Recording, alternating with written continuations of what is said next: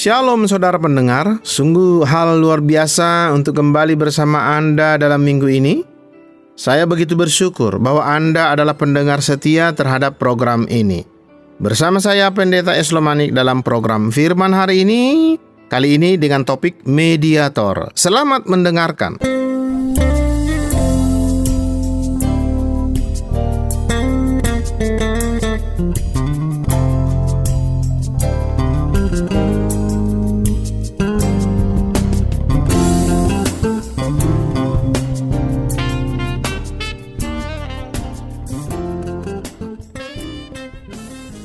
Setiap tahun di gereja Our Shepherd Lutheran di Wisconsin, di mana terdapat pusat pelayanan The Word Today, kami memilih satu teks dari kitab suci dan tema untuk memotivasi kami dalam iman kami. Dalam tahun 2013 yang lalu, kami memiliki tema Yesus Pengantara Kita dalam 2013. Seorang pengantara adalah seorang yang berada di antara dua pihak yang terlibat konflik dan mencoba menyelesaikan masalah tersebut. Dalam Alkitab, orang tersebut dinamakan seorang mediator. Sungguh suatu berkat yang nyata dalam iman untuk memahami berbagai peran dan maksud Yesus dalam kedatangannya. Menjadi seorang mediator merupakan salah satu tugas Yesus sebagai penebus kita. Kita akan membahas hal ini. Dan apa artinya bahwa Yesus adalah mediator kita? Dalam kitab 1 Timotius pasal 2 berkata, "Karena itu, pertama-tama aku menasihatkan, naikkanlah permohonan, doa syafaat, dan ucapan syukur untuk semua orang, untuk raja-raja dan semua pembesar, agar kita dapat hidup tenang dan tentram dalam segala kesalehan dan kehormatan. Itulah yang baik dan berkenan kepada Allah, Juru Selamat kita, yang menghendaki supaya semua orang diselamatkan dan memperoleh pengetahuan akan kebenaran.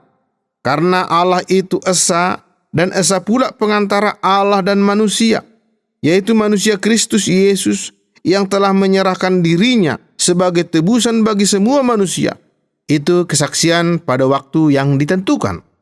Saudara, di sini kita menemukan kata mediator, bahwa Yesus adalah mediator yang diberikan bagi semua orang. Siapa itu mediator? Apa yang dilakukan seorang mediator? Ada satu ilustrasi dari dunia elektronik ya. Dalam elektronik, ada bagian-bagian yang sama sekali tidak dapat dipakai secara langsung.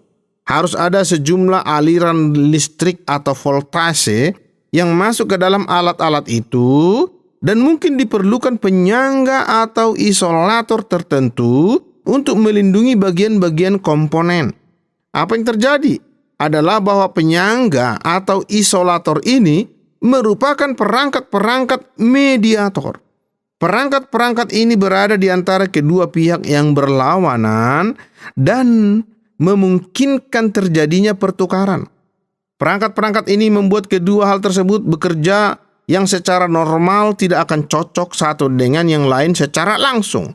Hal ini terjadi setiap waktu secara mekanis bersama berbagai gigi dan tuas, dan ini terjadi secara elektronis dalam semua jenis perangkat yang kita gunakan. Faktanya, salah satu perangkat yang paling penting adalah trafo. Trafo menerima sejumlah voltase dan tegangan listrik dan menciptakan gerakan-gerakan yang berbeda.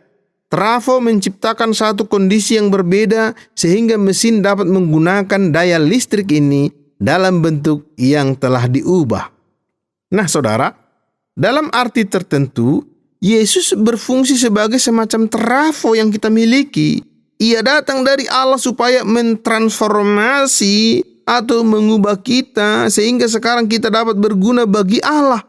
Dalam keadaan kita yang rusak, kita tidak berguna bagi Allah yang sempurna dan kudus ketika kita berdosa. Faktanya, hal tersebut menjawab salah satu hal yang saya ingin kemukakan tentang topik ini.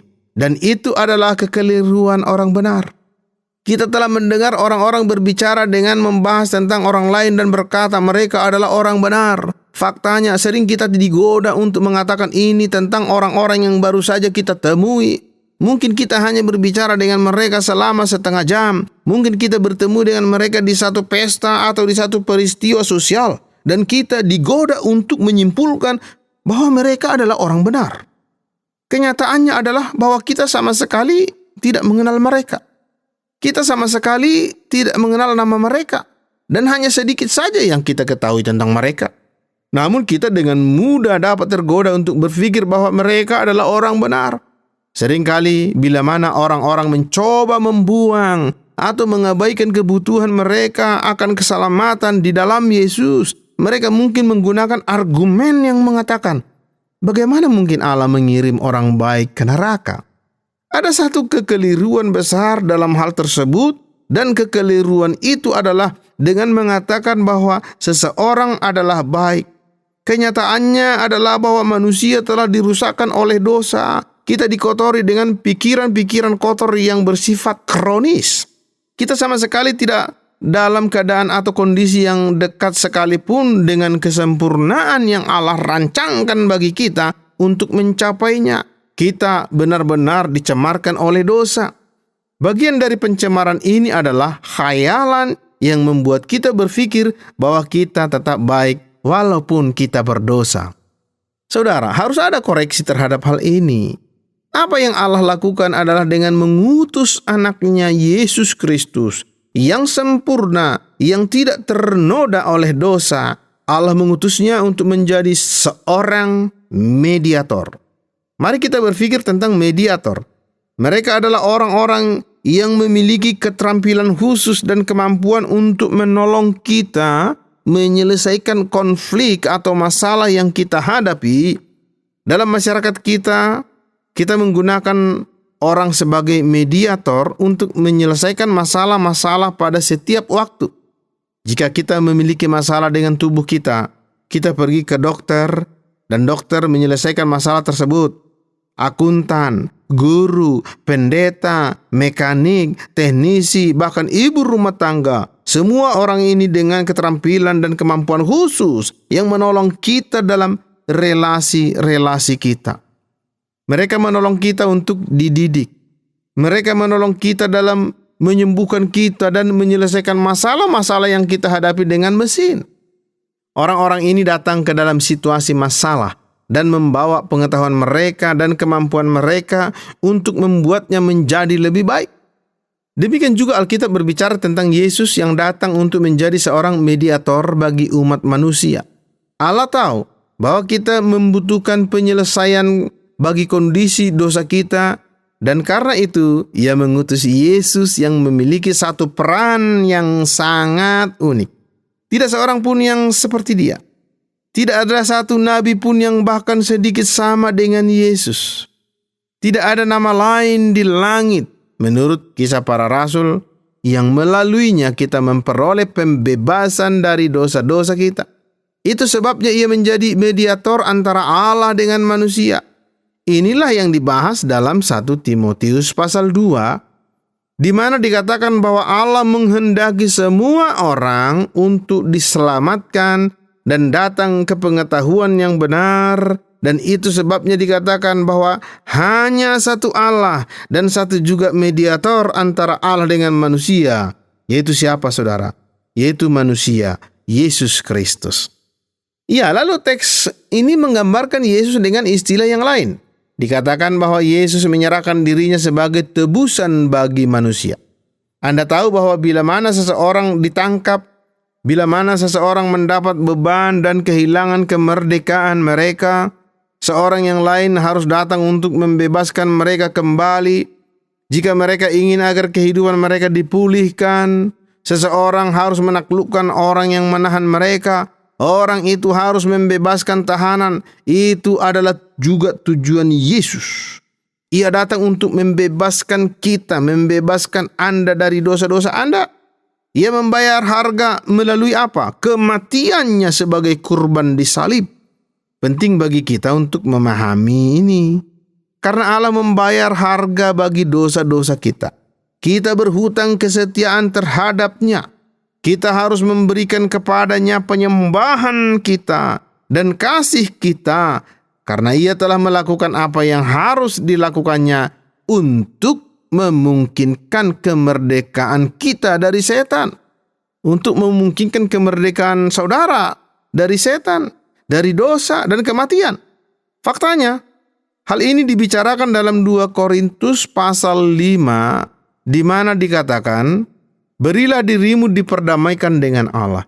Dia yang tidak mengenal dosa telah dibuatnya menjadi dosa karena kita, supaya dalam Dia kita dibenarkan oleh Allah. Yesus telah membayar harga dosa.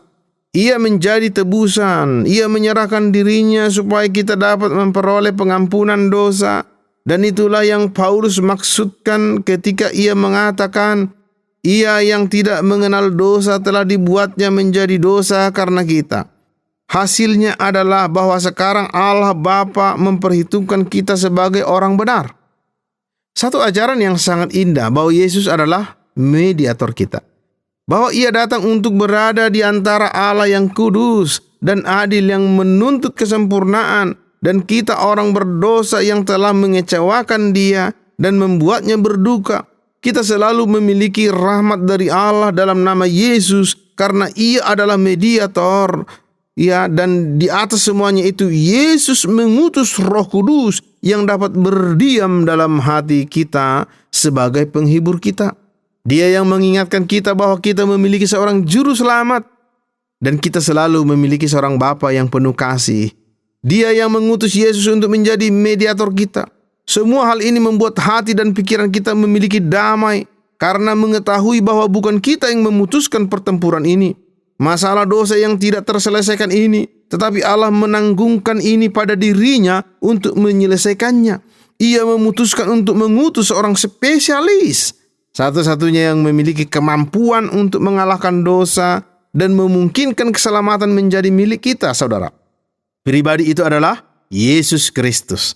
Bersyukurlah bahwa Yesus telah datang untuk menjadi mediator kita, yang datang untuk berada antara Allah dengan kita dan menyelesaikan dosa kita, memberikan kepada kita kepastian pengampunan dosa kita, dan pengharapan akan hidup yang kekal dalam nama-Nya.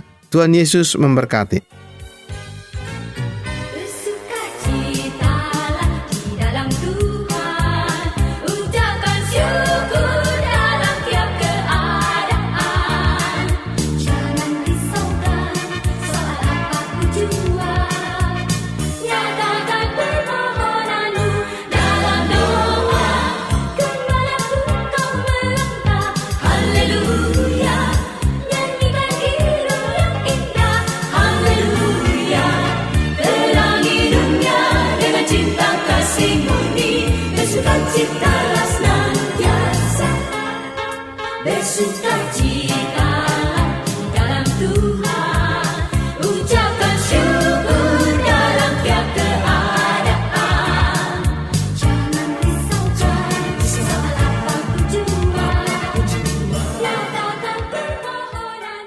Saudara, jika Anda diberkati dengan program ini, silakan kirim respon Anda ke acara Firman hari ini, Tromol Pos 261 Batu 65302 Jawa Timur, atau SMS ke nomor 081 333 777 386 dengan format nama Anda, spasi, nama program, spasi, asal Anda, spasi, respon Anda.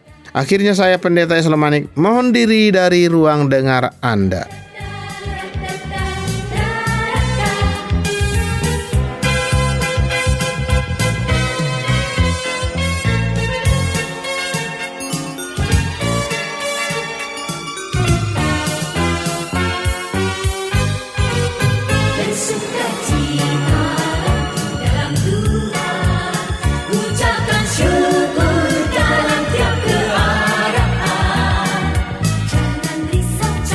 So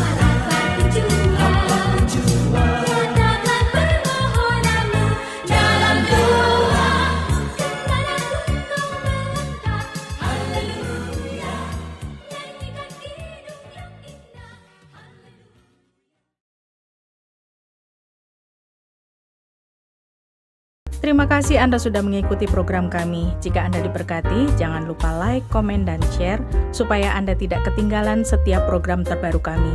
Jangan lupa juga untuk subscribe channelnya dan nyalakan loncengnya. Jika Anda ingin mendukung pelayanan kami, bisa melalui rekening kami berikut ini atau menghubungi kami di sini.